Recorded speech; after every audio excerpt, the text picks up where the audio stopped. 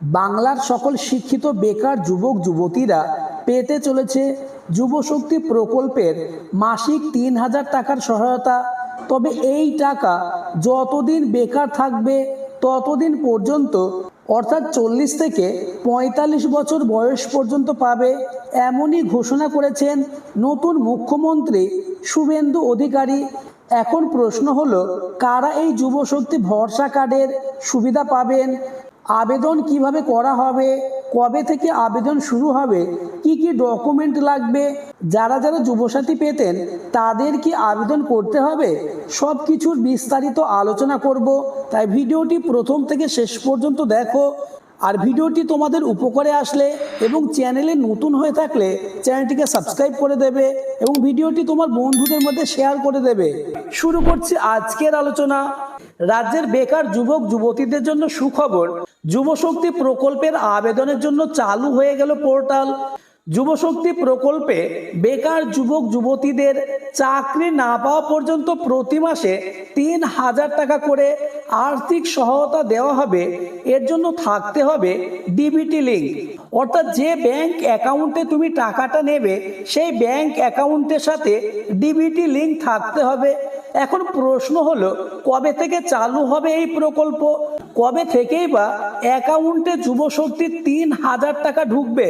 রাজ্যের মুখ্যমন্ত্রী শুভেন্দু অধিকারী জানিয়েছেন ২২শে জুন বাজেটে আগামী ১ বছরে এই প্রকল্পের বরাদ্দের কথা ঘোষণা করবেন।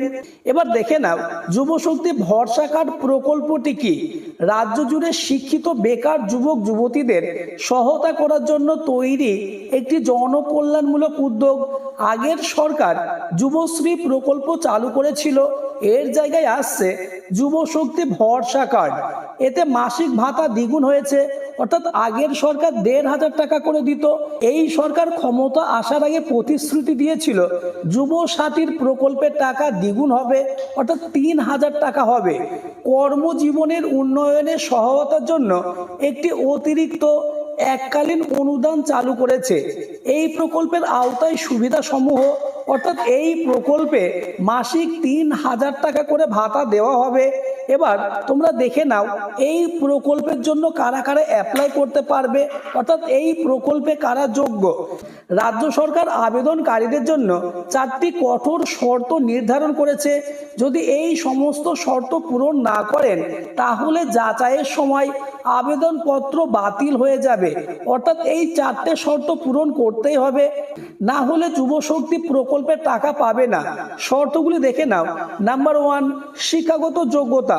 অবশ্যই কমপক্ষে মাধ্যমিক অর্থাৎ ১০ম শ্রেণী বা সমমানের পরীক্ষায় উত্তীর্ণ হতে হবে, অর্থাৎ মাধ্যমিক পাস থাকতে হবে।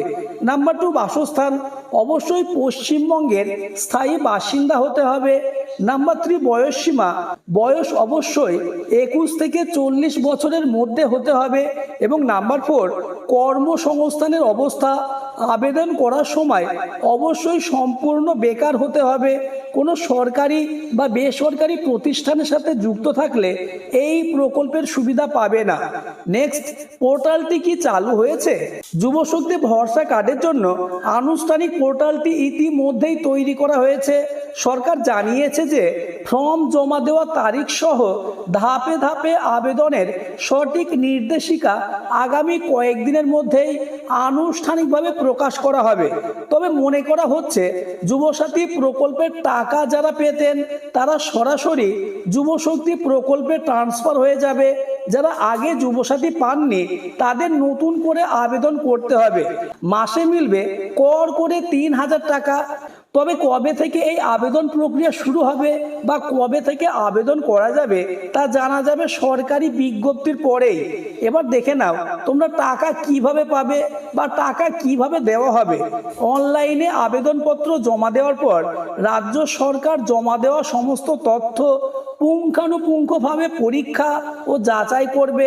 সফল যাচাইকরণের পর মাসিক ৩,০০০ টাকার ভাতা সরকারি রেজিস্টার ব্যাংক অ্যাকাউন্টে জমা করে দেওয়া হবে, অর্থাৎ যে ব্যাংক অ্যাকাউন্টে তোমাদের ডিবিটি লিঙ্ক থাকবে সেই ব্যাংক অ্যাকাউন্টে 3,000 টাকা ক্রেডিট হবে।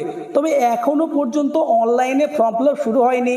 কবে থেকে এই ফর্ম ফিল আপ শুরু হবে তা আমি তোমাদের জানিয়ে দেব। এবার দেখে নাও যুবশক্তি প্রকল্পে আবেদনের জন্য কি কি ডকুমেন্ট তোমাদের লাগবে। আবেদন করার আগে নিম্নলিখিত জিনিসগুলি আপনার হাতে রাখুন। অর্থাৎ আবেদন করার জন্য যে সমস্ত ডকুমেন্টগুলি লাগবে সেই ডকুমেন্টগুলি রেডি করে রাখুন। নাম্বার 1, মাধ্যমিক বা সমমানের প্রবেশপত্র। নাম্বার 2, মাধ্যমিক বা সমমানের শিক্ষাগত যোগ্যতার মার্কশিট অথবা সার্টিফিকেট স্বস্বাক্ষরিত। নাম্বার 3, আধার কার্ডের অনুলিপি। নাম্বার 4, ভোটার কার্ডের অনুলিপি। নাম্বার 5, পাসবুকের অর্থাৎ ব্যাংকের পাসবুকের প্রথম পেজ। নাম্বার 6, এসসি ওবিসি সার্টিফিকেটের কপি। নাম্বার 7, সাম্প্রতিক পাসপোর্ট সাইজের ছবি।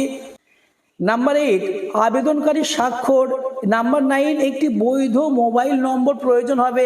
প্রদত্ত মোবাইল নম্বরে একটি ওটিপি আসবে। ওটিপিটি তোমাদের ইনপুট করতে হবে। এই 9টি ডকুমেন্ট তোমাদের রেডি করতে হবে। আজকের আলোচনা এই পর্যন্ত। আলোচনাটি ভালো লাগলে এবং চ্যানেলে নতুন হয়ে থাকলে চ্যানেলটিকে সাবস্ক্রাইব করে দেবে এবং ভিডিওটি তোমার বন্ধুদের মধ্যে শেয়ার করে দেবে।